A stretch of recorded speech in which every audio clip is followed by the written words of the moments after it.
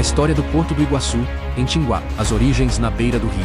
No início do século XIX, o Vale do Rio Iguaçu era uma região de mata fechada, cortada por fazendas e pequenas comunidades. O rio, largo e navegável em muitos trechos, era o grande caminho da época.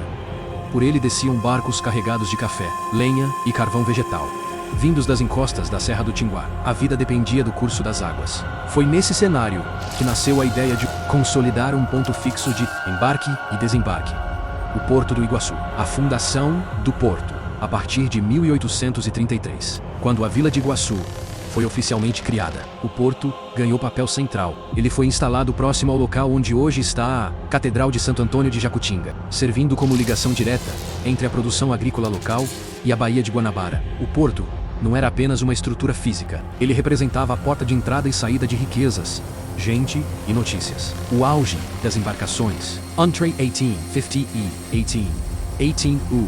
Porto do Iguaçu viveu seu auge. Barcos e barcaças subiam e desciam o rio diariamente. Café, cana, madeira e carvão vegetal eram embarcados em grande quantidade, rumo à capital do império. Em troca, chegavam mantimentos, ferramentas e artigos de luxo. A praça ao redor do porto se enchia de vida. Armazéns, tavernas e trapiches se multiplicavam. Era ali que moradores negociavam, trocavam informações e celebravam. O porto se tornou o coração econômico e social da vila. A chegada do trem e o início do fim. Tudo mudou com a chegada da estrada de ferro Dom Pedro II, em 1883.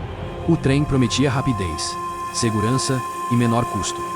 Os comerciantes e agricultores trocaram o transporte fluvial pela ferrovia.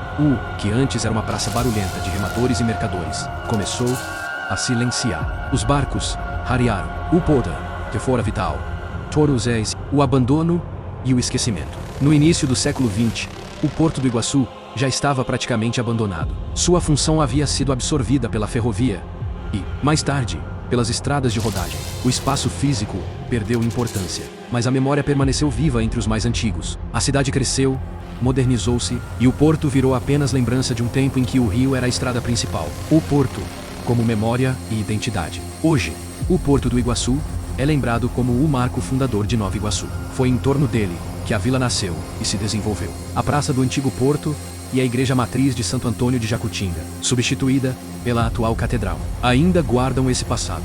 O porto pode ter desaparecido fisicamente, mas sua história segue. Viva como símbolo da identidade da cidade, testemunho de uma época em que o rio determinava o destino das pessoas.